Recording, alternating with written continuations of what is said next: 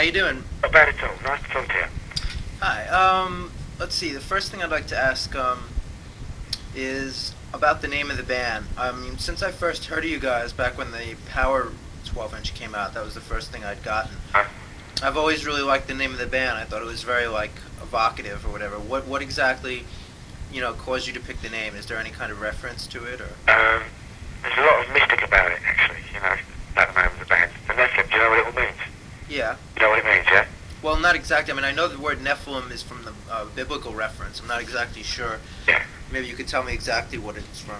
Nephilim is a race of giants that were cast down on the earth. This is sort of like Old Testament stuff. Uh-huh. And they were cast down on the earth, and they raped and pillaged and killed all the men and that. And their offspring grew up as a race of giants. You see, they were just fallen angels, and their offspring grew up as a race of giants. And the flood supposedly wiped most of them out. There's a lot of mythical stuff that goes with it, because I'm not actually all that sure what happened to them. But, some of them survived along the times. You know Goliath, David and Goliath? Hello? Yeah, excuse me? He was supposed to be a Nephilim. Uh-huh. And consequently the flood wiped all of them out apart from a few. But fields of the Nephilim, it's not as in sort of like cow fields or anything like that. It's a bit more mystical. It's, magnetic fields. Oh, yeah. Okay, more like a psychic thing than a physical thing. Hopefully that answers your question, really. Yeah.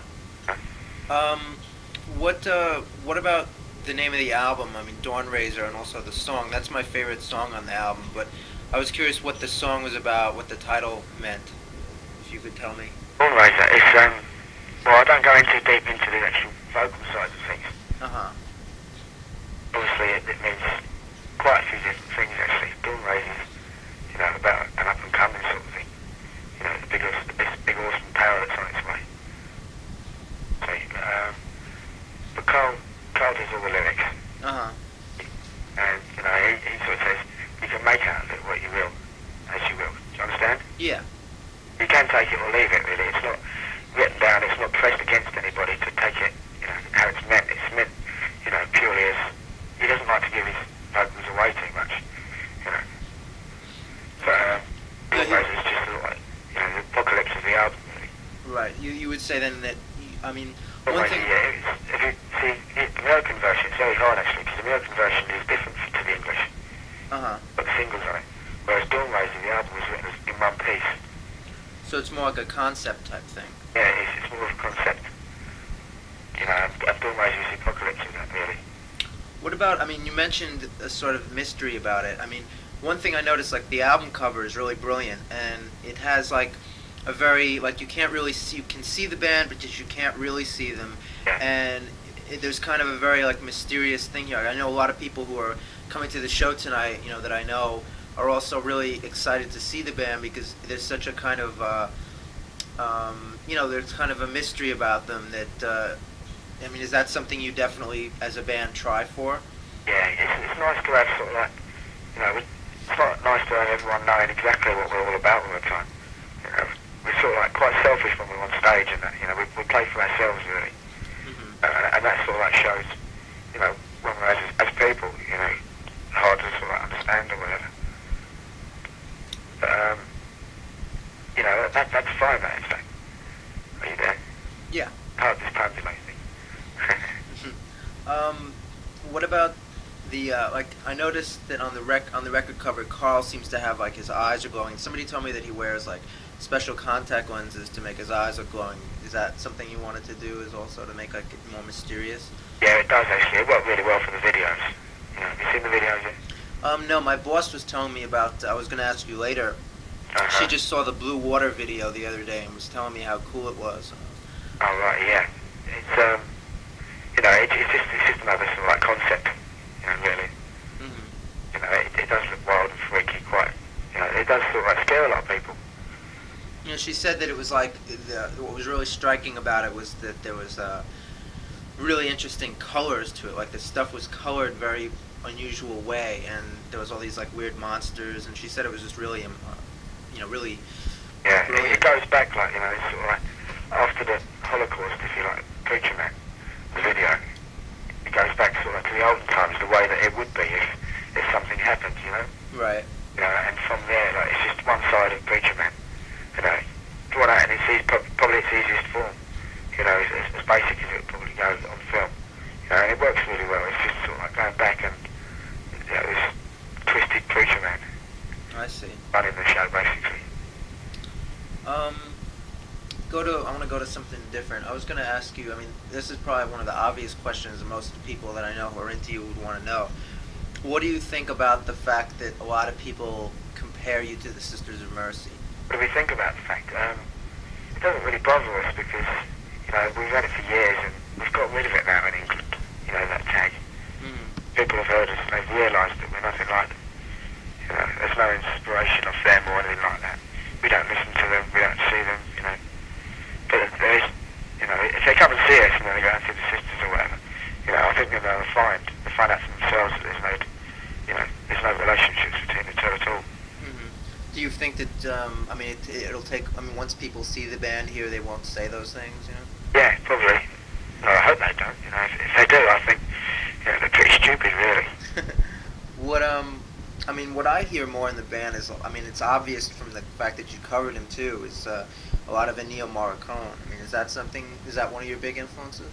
Yeah, he's an influence, Ennio Morricone. You know, he's sort of like, I don't like everything he's done, we don't like everything he's done, but just a few of the things that he has done have been, you know, really, really good and atmospheric, and so they had the right feel about them.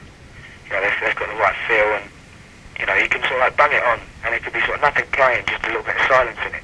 You know, and you still get that feel of it, which is very hard to explain sometimes.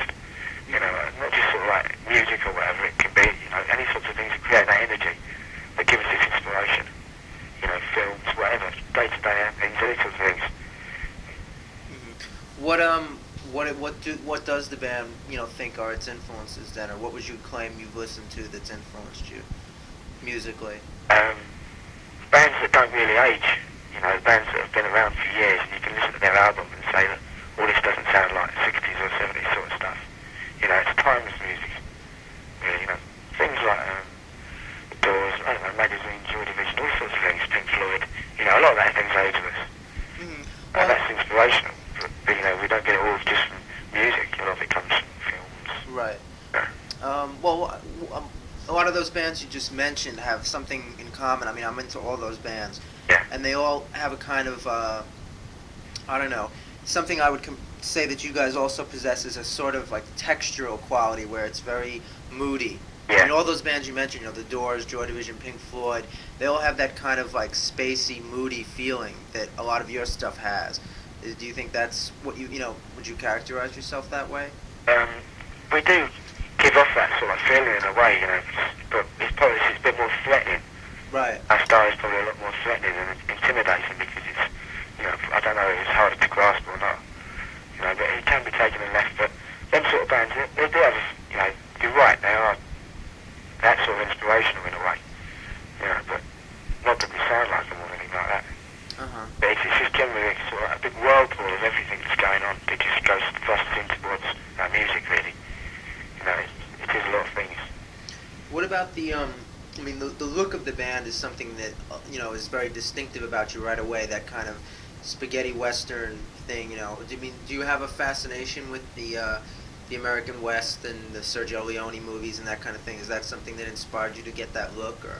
Yeah, it's evolved over years, really. You know, the look, we've not been at it and trying to crack it, you know, we've just been sort of like evolving, and that's the way, you know, what feels comfortable. I like wearing what we wear. You know, it feels really, really good. You know, if anything happened, I'd like to feel that I'd be okay in what I wore, do you know what I mean? Yeah. You know, I think I could sort of like, you know, be sort of like, how can I put this? Do you understand what I mean? Yeah, that's something that it's natural, it feels natural. It is a very natural thing. You know, there's a lot of leathers going on and hats and boots and all that sort of thing. You know, but it does feel right at the moment, you know. You know, really best, you know, you take it very literally. It's not sort of like to be taken like that. I'm not saying with a pinch of salt or anything like that, or to take it and smirk at it. But, you know, we're moving off in different directions, you know, so who knows what happens, but it's, you know, it's not literally just from the Wild West, because we don't look like cowboys, it's cowboys go. You know, so it's not straight from there. How about, I mean, also besides that, on the same token, there's also a bit of like futuristic kind of feeling to the band. You know, the whole like post-nuclear Yeah, exactly, yeah. thing. I mean, is that something that the band is obsessed with at all? You know, that kind of almost like Mad Max type of thing. Yeah, yeah, I like a lot of that sort of thing, you know. A lot of that thing works really, really well, but you can only take that too far, you know. It's still only sort of like, the image side of things, you know. Well, do you think? I mean, does the band take itself very seriously, or is it more tongue-in-cheek? It's taken very seriously. Uh-huh. Never been anything more serious in our lives, I don't think. Yeah, it is very serious, you know. There's a bit of humour about the band. We have got a bit of humour, you know, which a lot of people don't seem to get or whatever. Right. It is taken deadly serious. You know, anything we've ever done, you know, it's got to go down on record for the rest of the time, you know. So, you know, it's got to be really as serious as possibly I understand. What about, you mentioned before, you know, there's films and stuff. I mean, do you have, I mean, a lot of your stuff has a very cinematic feel, like it could almost be soundtracks or whatever. I mean, Yeah. are you influenced by movies as well, or? Yeah, yeah, it all wraps up together, the whirlpool. Yeah, films, lots of things like that. You know, if we're having trouble recording or something like that, we'll probably go and sit down and watch a film for half an hour. Yeah, and then come back out again, and then it goes down straight away. Are there any films in particular you really like? Or? Films with a lot of suspense, not necessarily just frightening you out your pants suspense, but, you know, just that atmosphere. You know, things like Blade Runner, that's got an atmosphere like it. Right. You know, Blade Runner, yeah? Well, I could definitely see your music, you know, in Blade Runner. It really fits. Yeah.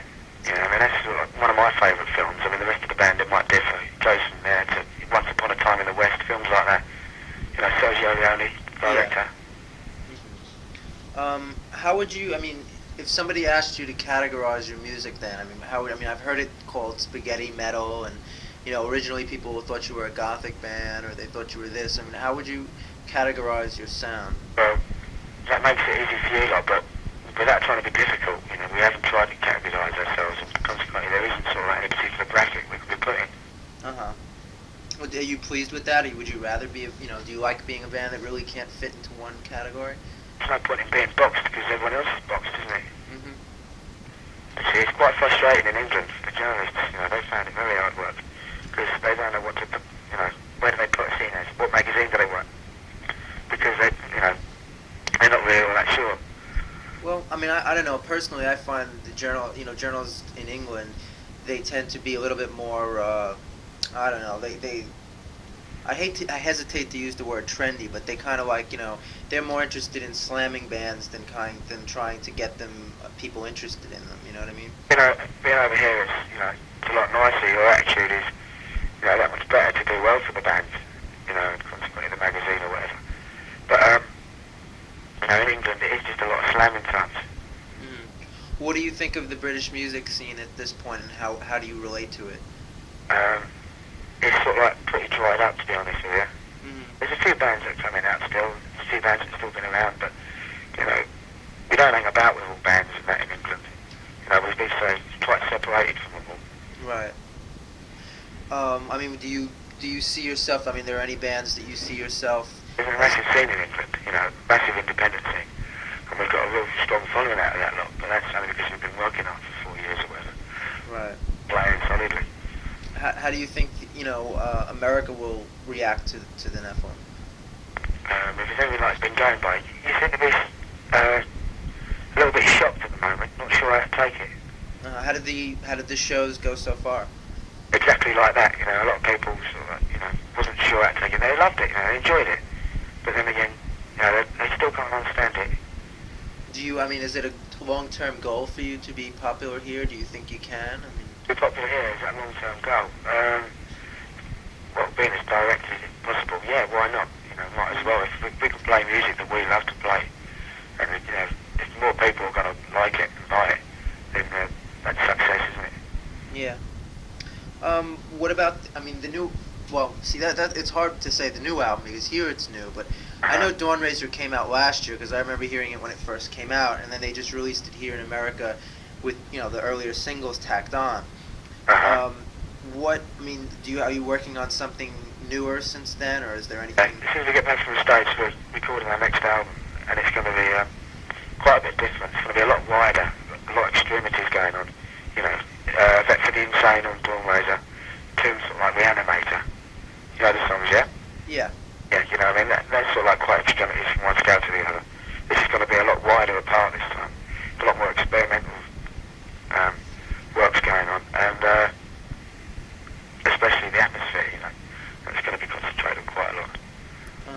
happy with the way Dawn Razor came out? Yeah, we was, yeah. Was very happy. That's how we wanted it at the time.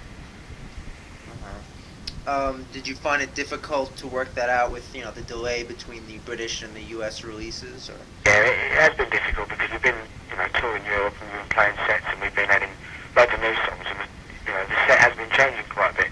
So now we come to America, we've had to sort of play a few of the songs that are known on the records, you see. Because we have got an awful lot of new stuff ready to go.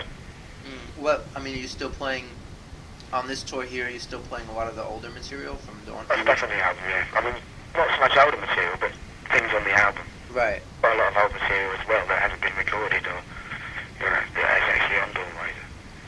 But, we do play sort of. It's a waste of time coming over here if we're not going to play Dawn Razor stuff at the moment. You see, it's first time. Right.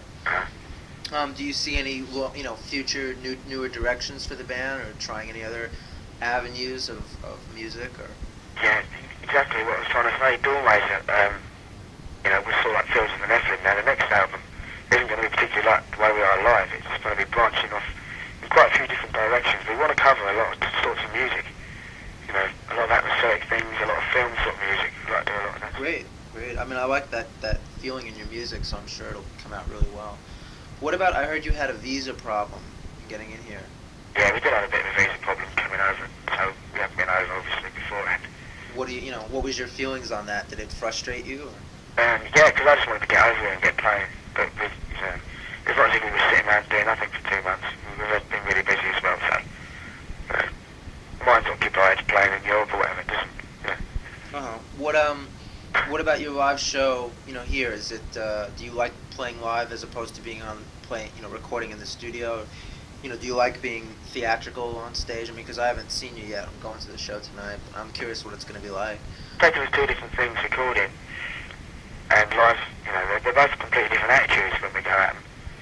Live, we love playing live because it's just sort of like what we do best, we think. Right. And then recording is sort of like experimental. We're going to have a little bit of time this next album, a little bit more money, so we can experiment a while and find out what we're about. What about where else in the world have you toured besides, Britain and America? I mean, have you had any unusual experiences touring in Europe or any place else? In Europe? Yeah, we had a few unusual experiences. I'm not going to tell you them, though, but in Europe, we had a good time in Europe. We went down really well there. Great. Yeah, but we're back there again soon as well in 2 or 3 months, I think. What about you seemed like this year you really kind of took the British polls by storm. I mean, you really won a lot of things, and people. It seemed like you were really. This was your year. I mean, how did you feel about that? Did that really matter to you? Or? Yeah, we was really pleased about it. It's certainly not our year. Our year hasn't come yet. But we were well chuffed about it. We thought we deserved something like that. The polls. And we was expecting something like that, but we didn't get any hype over there. We just stayed away, and the people sort of right. Said, look, it's about time you stood up and listened to this band, which is basically what it's about, because the papers, had very little to do with us at the time. Mm-hmm. What about the record company? I mean, have they pressured you at all into being any more commercial, or what are your feelings on that? Do you want to stay true to your vision, or? Yeah, we're not going to be bent or warped into any particular way to fit into, the business side of it. We're doing exactly what we want, and the record companies, they're there and they understand that. And there's no point in pushing us because, we won't budge from what we want to do. Mm-hmm. Really. So, obviously we can work together and that, obviously we wouldn't be doing it. But, they have been really, really good in sort of understanding the way we want to do it. And they've been, they're taking their time, not being slow, but, we want to take our time, you see? Yeah. We don't want to rush into anything. We don't want to sort of like, come out and be a band that's going to be really big yesterday and sort of like nothing today. No, you're taking the slower, sure approach where you really, you don't. I think you're a band that's like you've slowly been growing the last couple of years, and so it's you won't. Strong basis. Yeah, exactly. Your fans will stick by you that way. Yeah, like real bands. Real bands are like that. Not acts or groups or things like that. They're just sort of like 5-minute wonders, flavour of the month or something. What about? We talked a little bit before about the videos, but is that something the band really likes to do? From what I've heard, your videos sound very imaginative. Is that another part of it? Yeah, you get a chance when we're doing videos to be, quite imaginative. First one, because of the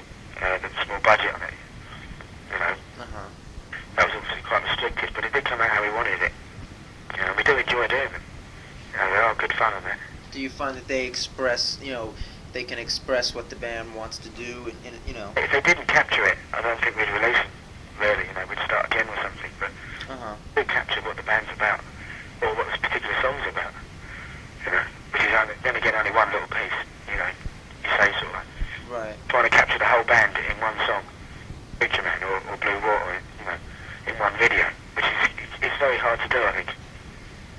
Yeah, I agree. One last thing. The song "Vet for the Insane," another one of my ones I really liked on the record. I love the way you put the children's voices on at the end. I mean, what was the idea behind that? Nephilim Insane was the first song we ever wrote, to be honest with you. Really? Yeah, it's the first song we ever wrote, and it's, we've been playing it for a while live, and then we didn't play it, but it didn't lose sort of like its age at all. It didn't feel like an old number, so I was really happy to record it, and it came out of us well. But it's quite a sort of a nightmare sort of thing, Vet for the Insane. Where did you get the? I mean, what was the reason behind the children's voices at the end? That was like really cool. I like that. But. Right, good. It's it's because it's so nice in a way. The whole song, yeah. Yeah. So it had to torment, and then after the end of the A side, because it's on sort of the last track, yeah. Yeah. It's quite a torment, and then it leaves you sort of like you're not sure where you are, whether you're safe or whether you're unsafe or something. Once you've got that, because it's quite relaxing till then. You know what I mean? It's quite an apex at the end of the A side. And then it goes tossing into dust, doesn't it? Yeah. Well, I mean, the only thing I'm curious about though is that the voices of the children saying, "We're gonna get you." At the end, I mean, where did you get that from? The Evil Dead. It's from the Evil Dead. It's clipping off of that. Oh, great. That's a movie I like a lot. I was curious if you'd take. Another good film. Yeah. Another little inspirational bit there. Yeah, another good film. It's Cool. funny and that, but it is a good film, and it's it's got that sort of feel about it. But it works well. I bet that's where it comes from, the Evil Dead, where she's sitting down. Well, okay. Is there anything else that the band has planned that people would want to know about, or anything interesting coming up that you'd like to talk about? Well, we've got the album coming out. When do you think the next record would be out? Maybe the summer? Yeah, it'll be out in the fall.